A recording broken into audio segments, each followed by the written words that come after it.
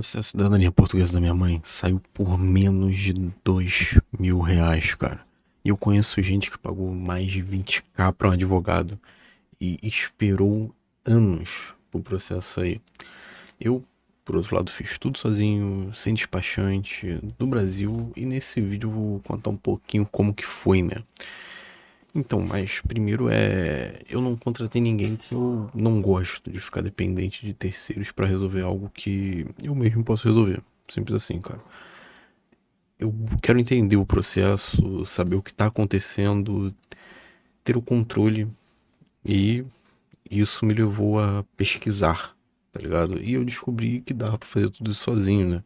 Eu me guiei pelo site oficial de Portugal lá, referente à cidadania, e pelo Fórum Cidadania Portuguesa, né? Lá foi o meu vade-mecum, né? Foi o meu oráculo, de fato. Que é muito baseado em relatos de pessoas reais que fizeram o mesmo processo, tá ligado? Tem muita. Eles tiram muita dúvida, tem muitos guias sobre cada processo, cada formulário. E o custo total ficou em torno de 2k, tá ligado? Ficou em torno de R$ 2.000. Apostilamento, pesquisa da certidão do meu avô, envio e taxa para Portugal. E enquanto isso tem gente pagando 5, 10, 20k, velho, pra advogado e esperando simplesmente anos, porque não, até onde eu sei, fazendo por advogado não muda muito o tempo de espera em si, né? E o único exemplo que eu tenho aí de pessoas que fizeram com advogado demorou anos, cara. É inacreditável, tá ligado? Porque até onde eu sei foi por filho, ou também não tenho certeza se foi por avô, porque por avô é uma merda, nossa senhora. Porque atualmente, né? Então, geralmente para quem tem parentes ascendentes portugueses, existem duas formas de chegar à cidadania portuguesa propriamente dita, né? Como filho ou como neto, né? E a diferença na fila é brutal pro, pro caso qual eu tava tratando, né? Pra filho, a média lá no site da cidadania tá tipo 440 dias. Enquanto pra neto passa de 1.200 dias, velho. É inacreditável. Eu vi processos de mais de 2.000 dias. Não sei nem quantos anos dessa porra. Então, realmente, pra neto é brutal. Se tu não tem a opção de fazer pra filho e depois fazer pra filho de novo, você ter que fazer direto pra neto, já se prepara pra esperar, porque, nossa senhora, velho, é foda. E esses números que eu tô trazendo aqui vêm de uma planilha colaborativa lá do Fórum Cidadania Portuguesa. Se você tem interesse nisso, eu acho que não tem fonte de informação melhor do que lá, tá ligado? Que é lá nessa planilha onde os usuários registram todo o histórico do processo em tempo real, tá ligado? Quando enviaram, quando receberam, tá ligado? Quando receberam resposta e quando o processo fechou, né? Quando o processo foi finalizado, propriamente dito. E além da fila, né? Teve um fator estratégico, né? Que é o que aconteceu na Itália, né? Que barrou a cidadania por descendência, né? E me colocou em alerta. Foi até por isso que eu resolvi correr um pouco mais com isso, né? E aí eu optei por fazer pela minha mãe como filha, tá ligado? Que é um direito mais sólido, mais difícil de ser revertido por mudança de legislação.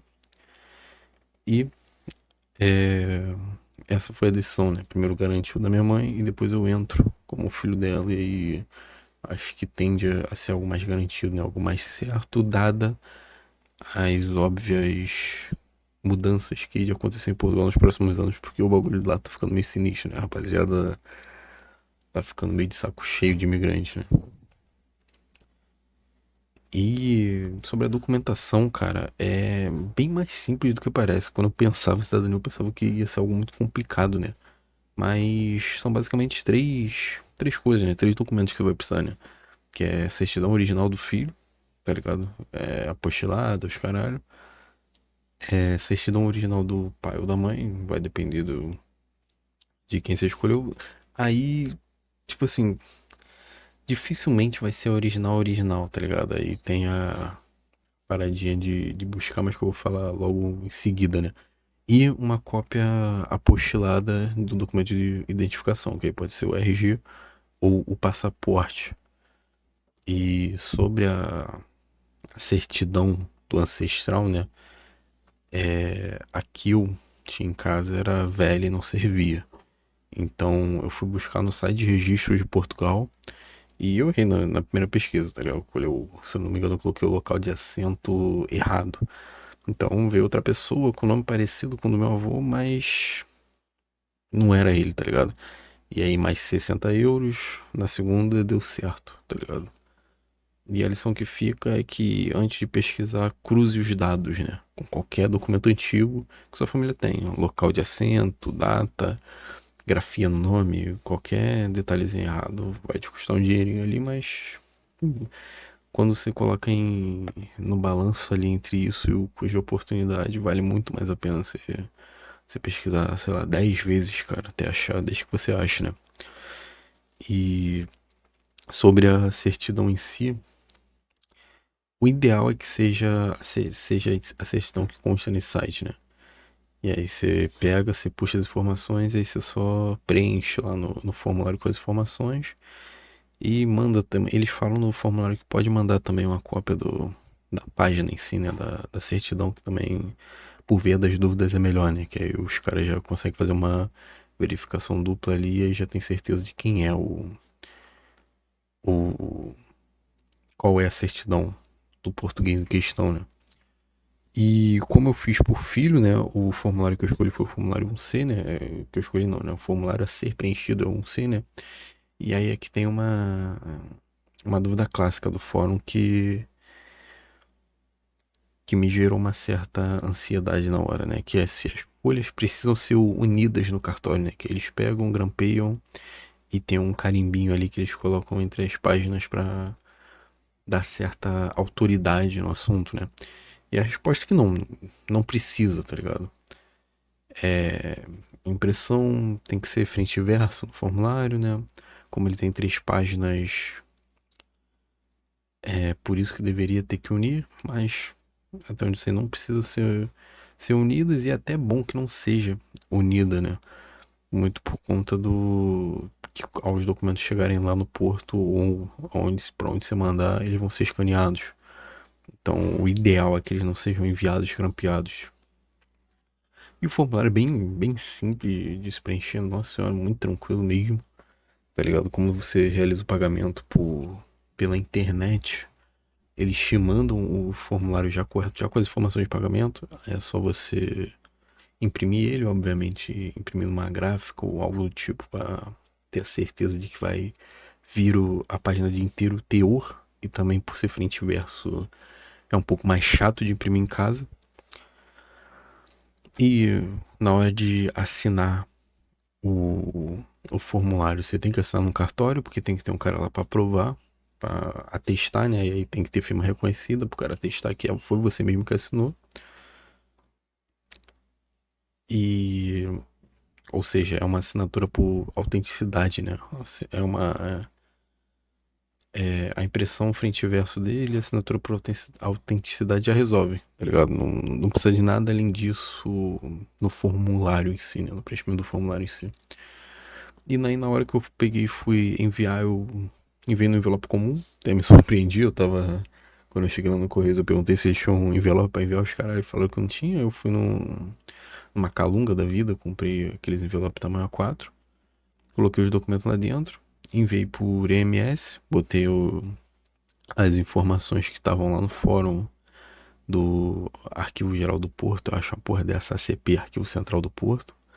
Paguei em torno de R$ 240 o envio do MS por chegar mais rápido, né? Tanto que ele chegou em papo de 7 dias corridos, tá ligado? 5 dias úteis, mais ou menos.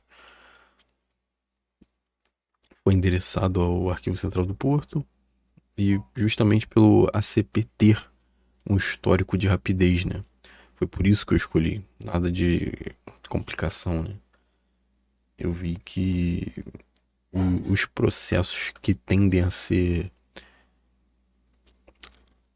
aprovados mais rápido, processados num tempo menor, são justamente lá na CP. Então, pelo sim, pelo não, joga pra lá, mano, manda pra lá. E quando eu enviei os documentos chegaram no porto no dia 25 de março ali, O e-mail de confirmação veio só no dia 8 de abril, tá ligado? Quase 2 semanas depois. E aí nesse intervalo eu fiquei bem preocupado, né? Será que. Fiquei pensando, né? Porra, mano.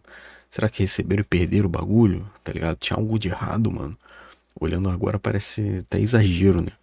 Mas na hora a preocupação realmente me pegou bastante, né? Realmente fiquei criando teorias na minha cabeça. E a dica que eu posso te dar é não faça isso, tá ligado? Se tu enviou tudo certinho, relaxa, cara. Só fica tranquilo que quando eles receberem, eles vão te mandar um e-mail com a senha de acesso e já era. E aí sim tu vai ter que esperar bastante, pelo menos mais de um ano aí, né? Pra receber a resposta definitiva da parada. E a dica, nesse caso, é esse limbo é normal, né? É o tempo que eles levam pra triar os documentos, cruzar o pagamento e registrar o processo, né? Quando o e-mail chegou, o processo já estava na fase 2 diretamente. Ele não precisou entrar em contato, não precisou reenviar nada, tá ligado? É só esperar agora, basicamente. E atualmente, né, o processo está em análise, tá ligado? Pela média do fórum, a previsão é de uns 14 meses a partir do envio, e ainda faltam alguns meses. E quando finalizar, o site de Portugal atualiza automaticamente e eles dizem que você recebe um e-mail, né? Então agora é só esperar para receber esse e-mail. Então, dá pra fazer sozinho, tá ligado? O processo é mais simples do que parece. E o melhor recurso que existe pra quem tá nessa jornada é, sem dúvidas, o Fórum Cidadania Portuguesa, cara. De lá, pra mim, todas as informações que eu tirava de lá eram as mais corretas, né? Foram as que mais me ajudaram, né? Que são justamente de relatos reais, planilha atualizada, pessoas que já passaram pelo mesmo, tá ligado? E pessoas dispostas a ajudar de fato a responder dúvidas, por mais idiotas que elas sejam. É impressionante quando tu vai pra certas coisas, tem pessoas fazendo perguntas que olham assim e falam, cara, tá no site, mano. Tá ligado? Tá no site, por que tá com dúvida nisso, mano? Tem coisa mais importante pra perguntar. Mas enfim, qualquer dúvida, qualquer coisa que você queira contar aqui nos comentários, é só deixar. Tamo junto, gratidão e fui.